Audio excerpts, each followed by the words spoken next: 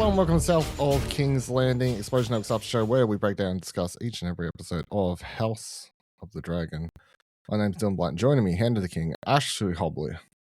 Hey Dylan, excited to be here to talk about this Hannibal-inspired episode. Hannibal, eh? Like, isn't Hannibal got a bunch of dead people with their organs all over the place? I guess so. Yeah. Well, not really, but I mean, he kills people, so that's what I feel like. That's about as show. Yeah, I was about to say. It's just it's not really, but okay. This week's episode, Unbowed and Unbent, synopsis was: as the search for Aemon and Vaegar continues, Damon attempts to control the spiraling situation. What do you make of the 5th episode of the season?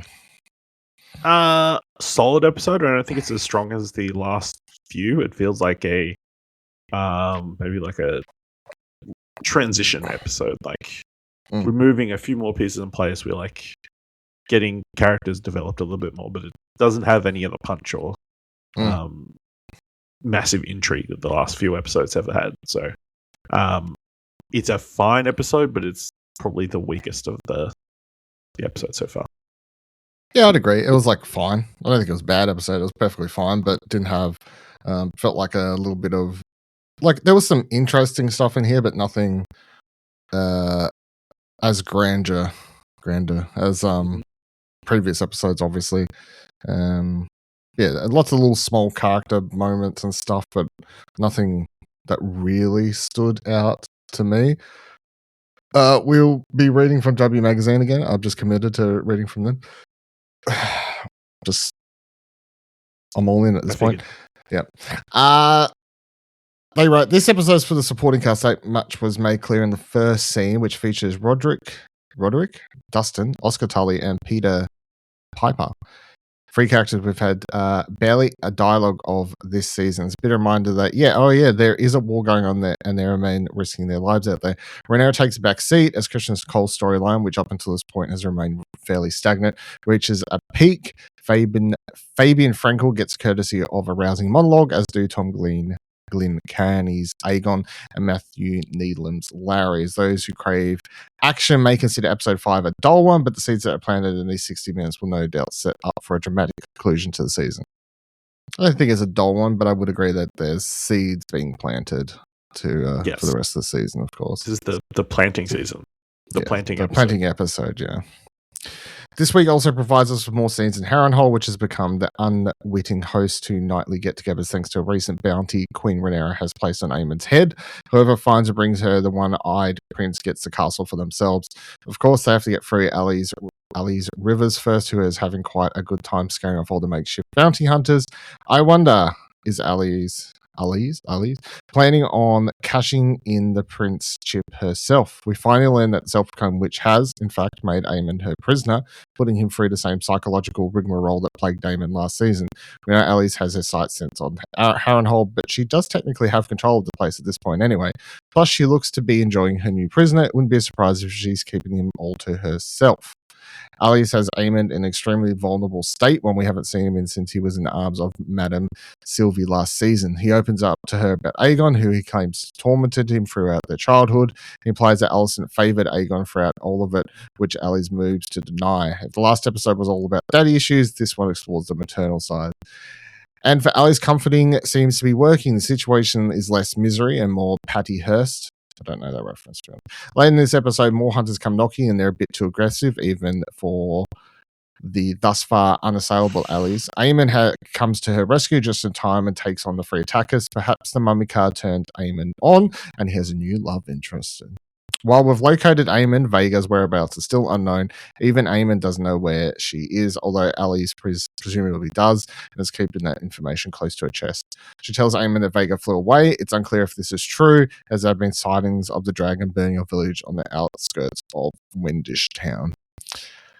What do you make of all that was happening with Aemon and the witch that would be?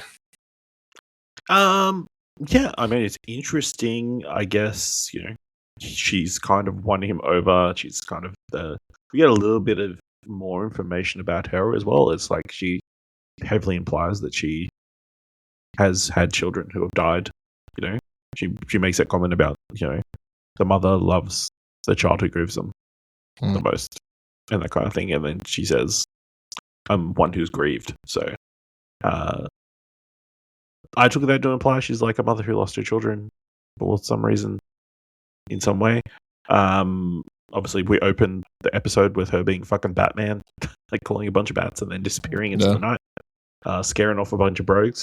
But yeah, it seems like Aegon's found a motherly figure that, to replace Alicent. I do what the moment I did appreciate is them both Aegon and Aemon, like, have their own separate moments of believing the other one was loved by their mother more, and unloading that. So that was a cool, like, duality in this episode.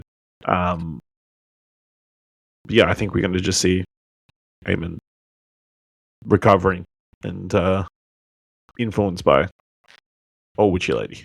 Yeah, well, I mean, I think he can be influenced easy. It's like he gives into the fact that they've lost. He's pretty moldable.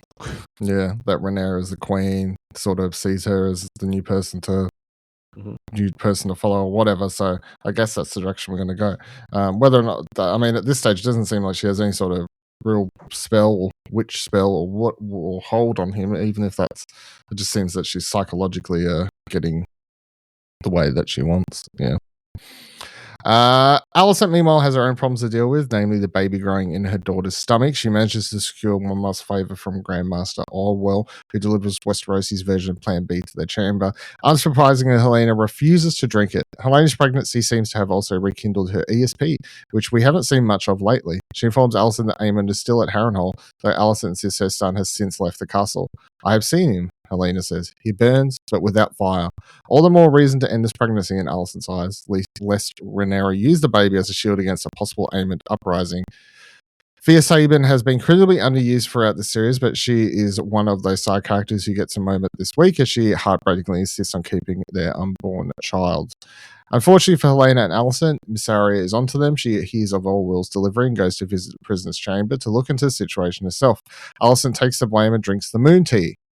When recovered, Alicent comes up with a new plan of action, bribing a maid to help the two women escape to no avail.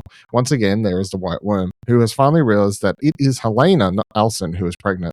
Alicent attempts to keep Mysaria from tattling to the Queen, offering an IOU in exchange for retinence.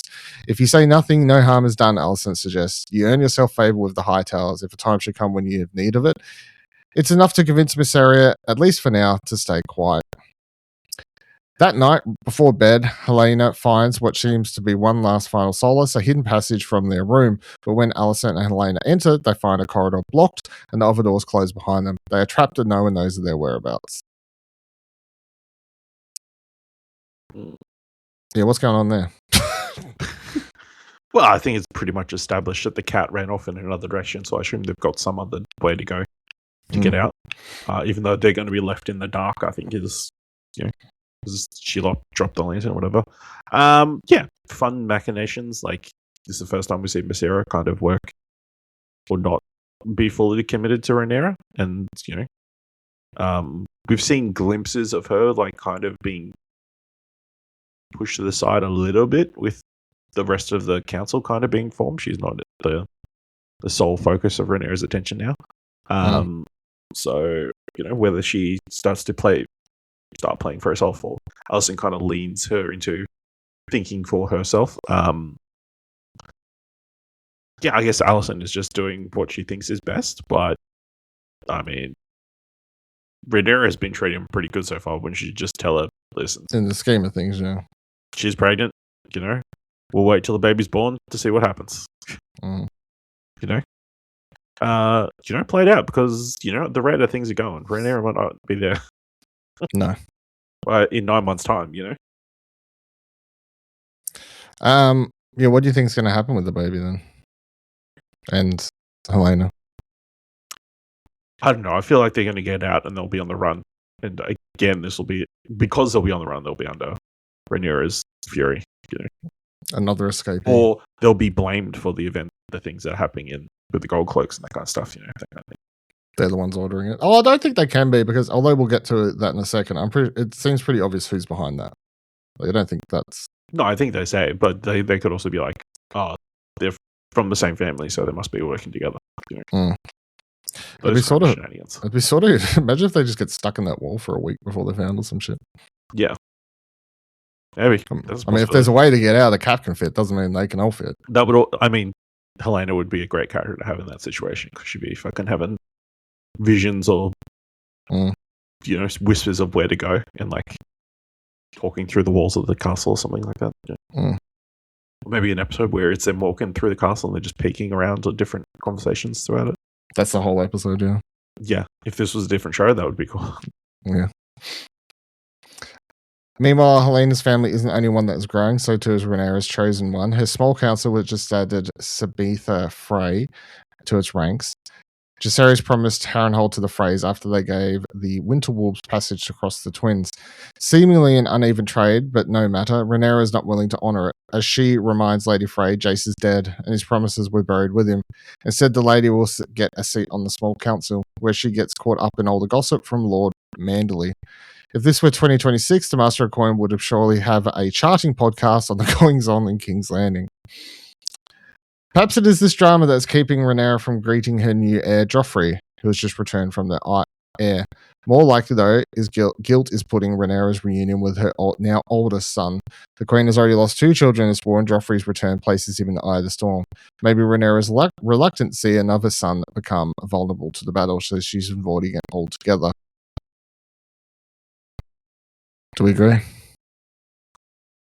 Yeah, I mean, she's clearly got her reasons as to why she's keeping a distance from the other kid, like, and leaning in. Just the sadness of her, like, just leaning in and looking at him that one time. Black hair. I thought Joffrey was one of Damon's sons. I guess maybe not. I thought so too. Although, but yeah, I don't know. I know, or maybe it's just hard to tell in the dark. No, it definitely was black. It definitely wasn't blonde. Who knows? He might have dyed hair too. Everybody's got fucking dyed hair at the moment. Westeros finally got access to peroxide. Yeah, Just for Men is around everywhere. So. But yeah, I think there is this revenge element that is kind of blinding her to everything else at the moment. So,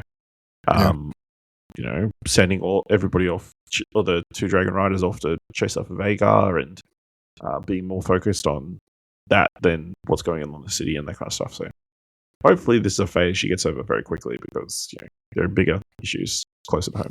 Yeah, I would say that's a problem. She's not. This episode shows she's already just very she sees daggers everywhere, Yeah. But the thing is, there are daggers everywhere, but she's just letting them distract and detract from everything going on. And I can see that being her downfall here quickly. The mummy troubles continued with Aegon, who has left Rook's Rest. It would seem we found the burnt King's Limit, and it's kissing at Feasty's cupboard boot. Aegon too has heard the rumors about Vaegars sighting in Wendish Town. He assumes that means Aemon is in the area as well. Many can take revenge on his little brother, whom he blames for everything. Aegon shares his perspective on his childhood with Aemon. To no one's surprise, he views the situation very differently from Aemon, placing himself in the victim role. He feels Alicent loved Aemon more, though perhaps she was just trying to make Aemon feel better for being a second son, a fate worse than any of the world of Westeros. Every one of my miseries is of his making, Aegon says of his brother. To be fair, his current largest misery, that he is burned to a crisp and his dragon is possibly dead, is Aemon's fault. But otherwise, it's hard to feel for Aegon in this moment. Yes, Aemon is indeed more naturally gifted of the brothers, both better with the sword and high Valyrian, but Aegon's claims that Aemon has more advantages is absurd. Luckily, Larys is there to put him in his place. For once, the clubfoot does not hold his tongue as he lets Aegon have it. He reminds Aegon that the king had all the advantages in the world and yet he still failed. Larys has some incredible lines here telling Aegon that since the injury, you've done nothing but whinge and self-flagellate with the tenacity I find astonishing.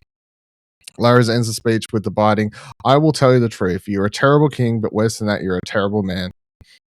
The lecture leaves Aegon speechless and neuters him enough to start listening to Larys. He agrees to return to Rook's Rest and fires Larys' plan of escaping to Essos. They overheard by Tywin Lannister, not his identical twin Jason, who was killed earlier this season in the Battle with Winterwolves. Tyland's appearance is bad timing for Larys. He has finally convinced Aegon to leave, but now Tyland has entered as a new obstacle. He feels the passage is too dangerous, and the idea of the king vacationing in Essos while Westeros is at war does not sit well with him. More so, though, it seems to be Tyland's prejudices against foreigners coming through. Instead, he suggests they take Aegon to Lannisport to summon his strengths behind him. As they argue, the rogue soldier who tormented Aegon in the last episode reappears as he sneaks into Aegon's bag and produces his crown. Aegon pulls out the thing, tongue lashing. Aegon acts quickly, attacking the thief and stabbing him to death before pulling out the great line, "You will call me your grace." And then, he's dead. So is Aegon actually going to go to Essos? Or are they going to get talked out of it and follow the Lannister plan? I feel like they'll be going with the Lannisters, You can't have them going all the way to Essos, They've got to be around, Too far. Somewhere in the Seven Kingdoms, They've got a whole bunch of other characters to bump into and that kind of thing. So, I think, especially after that, Larys is very much of the opinion that, Aegon needs to be moved away because he is of no use at all. But I think that display of stabbing might prove that he is a completely helpless figure, and lead them in that direction. Yeah, I appreciate it. The only thing I really appreciated about this, because we didn't go a lot with the Aegon story, but I did appreciate his tongue lashing from Larys. I thought that was very good. Yeah. One moment you liked Larys in this show. The one moment I've liked Larys in this whole show. Yeah. It's like the enemy of my enemy, the enemy is my friend for a moment. For a split second. Yeah. And then there is Damon, who spends the episode dealing with the drama among the Gold Cloaks. They keep brutally dying, and those who remain alive are not getting paid thanks to the crown's empty coffers. Damon talks to men, promising them gold and glory in the future, and returning to his fantasies of conquest, which the Gold Cloaks embrace with far more tenacity than Rhaenyra. Ormond Hightower has set up a bit of the network with Fleabottom, which is murdering the Gold Cloaks and leaving their bodies in the street. Damon extracts this much after torturing a member of the insurgents. The man shows Damon a coin created by Ormond, which bears the face of King Daeron Targaryen. Ormond has officially hard-launched his new king. Damon is right. They should have burned Ormond and Daeron when they had the chance, because those first few Gold Cloak murders were just the beginning. Ormond reveals the depths of his cruelty with a display Damon stumbles upon at the end of the episode, a Last Supper-like scene created with the slaughtered bodies of what seems to be the rest of Gold Cloaks. Yeah, was that all of them? I mean, the main ones, I guess. The main ones, yeah. How many people has he turned that easily? And I guess it's the thing, they've got the money to turn people, is the simplest factor. That the Rhaenyra doesn't have the money. And just goes to show that people will turn for gold, Yeah, I guess so. And also the Gold Cloaks kind of attacked all those people last episode for a lot of people who you assume were innocent, so getting people on board to go against the Gold Cloaks easier. Yeah. Isn't that difficult. Yeah, I don't know what the fuck they're going to do now, because that was sort of, that helped them get the throne. They were their one. Yeah, they were the thing that helped. The Gold Cloaks were the thing. Turning the army heads against them. So, what are they going to do without them? I don't know. No, I think Rhaenyra's reigns could be very short. Could be very short. Based on the direction this is all going, yeah. Yeah. Yeah, it's also just so I don't know. Well, you need to set Damon and Ormond up as a credible threat. So, taking out a major aligning force for Rhaenyra and Damon, I think is, an important move. In such a brutal fashion, too. It's not just killing him. It's like setting him up and writing on the wall and slaying their guts out, the shock factor isn't there, but like the effect is like similar to the Red Wedding, you know? Like the message that it's sending, you know? Also, how did Damon come across them? I can't remember.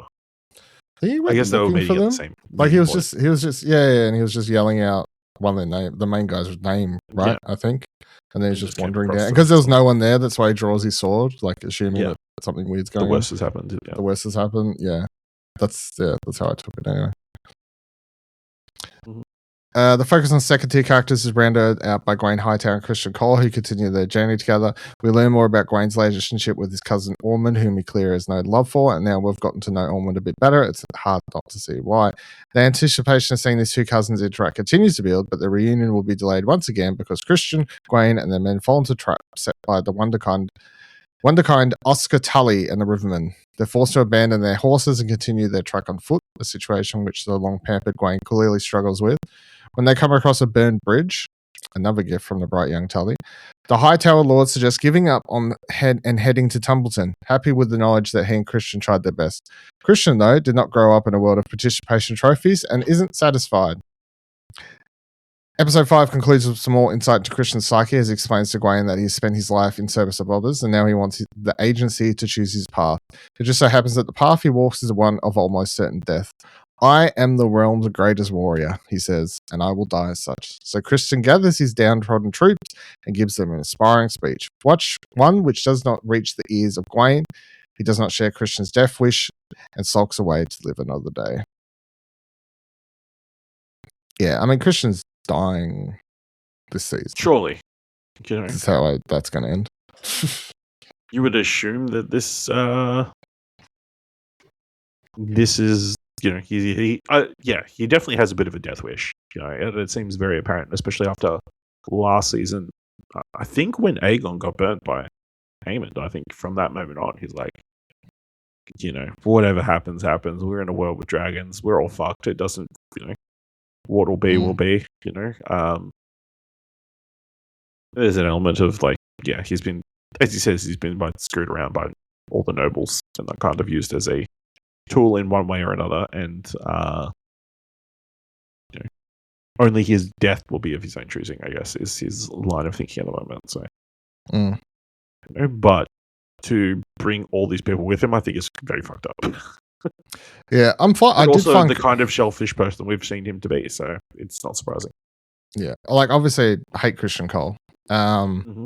Terrible person, hate him. I did enjoy watching him this episode just because the whole time just seeing everything go from bad to worse for him was enjoyable, and I'm enjoying how one-minded he is, not because I think he deserves some huge legacy or anything, but just because I know that he's going to eventually walk into death at some point, and I'm going to enjoy it. You know? Yep. So looking forward to that. Just teasing the thought of his death. Yeah. But then maybe we don't get it because the, you know, I'm going to say we get it. You know, death edging. This season. Okay. Looking forward to it. Do you have any other thoughts on this episode? The other thing that I don't think we really touched on was the story that Ormond told Darian about the... Who is it? Miriam Martell. Pedro Pascal? Okay. Whatever. No, the Martells were Natalie Dormer. Aren't they from the same people? No, Dawn is different. No. Yeah, they were aware of Dawn, but I don't think that line. Anyway, I think that was really interesting, and obviously you think back to what was the line? You know, the only woman ever to have been gifted with a truly military mind. And then you think back of the grandma from from Game of Thrones, you know, tell Cersei it was me, and like, yeah, I can see her coming from that line. You know what I mean? Well, he talks about this. Like how whichever Targaryen they like tricked or whatever. Aegon. Aegon the Conqueror. Aegon. Yeah. So that was interesting. That's an interesting tidbit because obviously they are working on that Aegon's Conquest film or TV show, depending on which they decide to do next. Whichever direction they decided to go with that. So this could be a character who shows up in that. So that was all interesting. And then we see Ormond lose, like the whatever kind of chess-esque game they're playing, and not taking it well. Very much a sore loser, which I guess kind of fits his character with what we saw last week and that kind of stuff. And a case of Damon or Darian like realizing how to win and regretting doing it because the game. He's like, no, take it back. No, let's just set up Yeah. It was luck, that kind of stuff. So I think that'll be a telling thing. And it seems like very much a case of Ormond sees Darian as the king in name only, and that he will be the real ruler, the actual brains behind everything. He's the direction he sees. Yeah. Also, how quickly can you get fucking coins made up with the dude's face? Apparently, very quickly. Very quickly. It's like apparently, very quickly. Kind of weird. Yeah. Is it weird or cool? Unnecessary step. Good on him. Yeah, sure. I mean, it didn't really look like him. So. Not really. I mean, it looked like a guy. It looked like just a dude with long hair. You would have to have someone explain to you who it's supposed to be for you to recognize it. Yeah, unless it said fucking in Darian we trust or something like that. Yeah. Which it does not. Yeah. All right, that'll do it for this week's episode of South of King's Landing. Let us know your thoughts. Of course, you can do that by just going to exposurenetwork.com/follow. It takes you to all social media. Otherwise, head out to exposurenetwork.com. Check out everything that's happening over there, and exposurenetwork.com/podcast to listen to and check out any of our other podcasts. Next week, we'll be back to talk about episode 6. We have 3 episodes left. We're in the final weeks. Home stretch. Yes. Until then, council's over.